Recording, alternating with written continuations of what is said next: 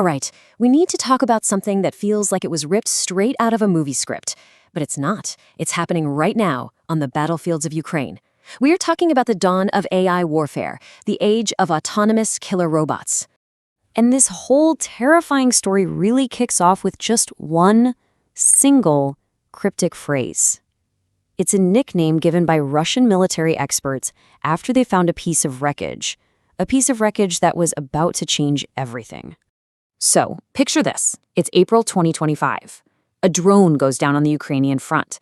But this is not your average drone. It is packed with tech that is so advanced, so alien, that the Russian experts who pull it apart literally suspect it's a prototype from NASA. They immediately label it a significant threat. Why? Because it's an AI-piloted craft that can hunt down its target with absolutely zero human control. And they realize they have no way to stop it. So how in the world did we get here? I mean, how did this Martian technology even come to exist? To get that, you got to understand the problem it was built to solve. A brutal electronic battlefield that the soldiers on the ground just call the electronic wall. See, early in the war, Ukraine's simple, off-the-shelf FPV drones were incredibly effective. Game-changing, even. But by 2024, Russia got really, really good at electronic warfare. They built this invisible wall of radio jamming that could just sever the link between a drone and its human pilot, knocking them right out of the sky.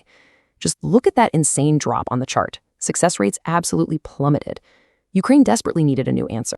So what's the answer? Well, the only way to beat that electronic wall was to get rid of the one thing it could attack, that radio link to the human pilot.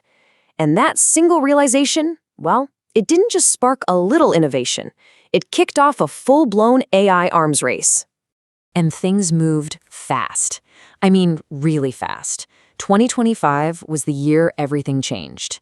What started out as just experimental tech, by the middle of the year, was a daily reality on the front lines. By summer, President Zelensky is announcing a massive deal for AI drone systems. And by the end of that year, tens of thousands of these AI modules are in the field. The result? Reuters starts reporting a huge, undeniable spike in Russian losses. In less than 12 months, AI went from a concept to a dominant weapon of war. And just to put some scale on this, we're talking big numbers. One Ukrainian company, Norda Dynamics, pumped out over 50,000 of their underdog AI modules. And these aren't just, simple guidance chips. We're talking about a system that can lock onto a target and attack it from 2 kilometers away completely on its own. And this stuff wasn't just for the frontline trenches either. Another company, Drone, delivered 30,000 long-range AI modules. And these were designed for deep strikes, hitting high-value targets like airfields and warships hundreds of kilometers deep inside Russia, flying right through all that jamming. But hang on, this still doesn't answer our original question, right? What was that mysterious Martian drone that started this whole thing? Well, this leads us to a top-secret project and one of the biggest names in all of tech. I mean, really, who would have the money, the know-how, and the secrecy to build a weapon so advanced that people thought it came from another planet? The drone's real codename was the Bumblebee. And the guy behind it? Yeah, none other than the former CEO of Google, Eric Schmidt.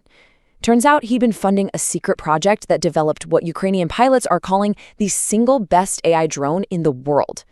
It has a staggering 70% success rate.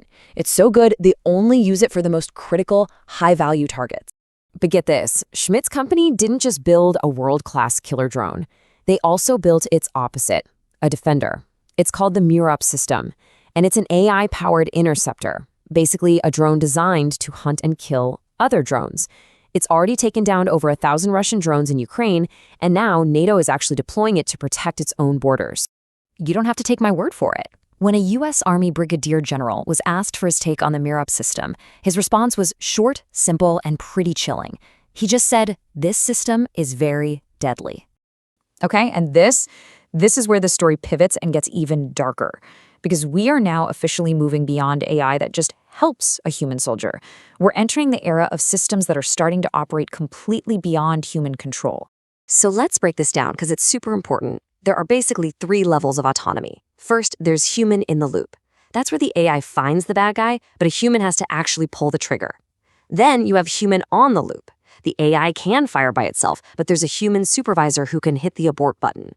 But that final step, That's human out of the loop. The machine hunts and the machine kills all by itself. That line, that final line, is now being crossed. And look, this isn't some far-off theoretical future. The DevDroid is an AI-guided machine gun that can track a person from a kilometer away. Now, its creators say a human still has to give the final fire command, but, that's just a line of code you can switch off. Xdrone is already working on systems that will just keep on hunting soldiers even if they lose their radio connection. And maybe the most terrifying of all, facial recognition is being tested to identify and kill specific individual people. All of this forces us to stare down a question that is almost unthinkable. As we unleash this technology onto the world, we have to ask, what have we created? What happens with this monster? And here's the global dilemma, right here in a nutshell.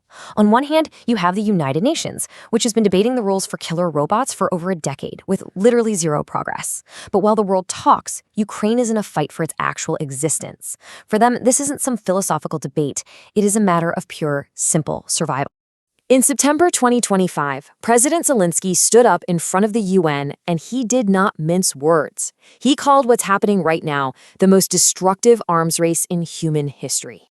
And he's not the only one screaming about this. Activists like Peter Asaro from the Stop Killer Robots campaign have been sounding this exact alarm for years. He says, the ability to autonomously select targets is a moral boundary that should not be crossed. The terrifying part, that boundary is already gone. It's been crossed. Which leaves all of us with a final, chilling question that honestly nobody seems to have an answer for. Can you ever really put the monster back in the box once you've unleashed it on the world?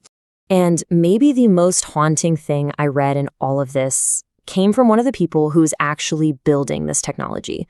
Nazar Bigyun, the CEO of Nordea Dynamics, the company that made 50,000 of these AI systems. He just gave this stark confession. We have created a monster, and I don't know how this will end. Don't forget to like and subscribe, and check out the video on screen for more.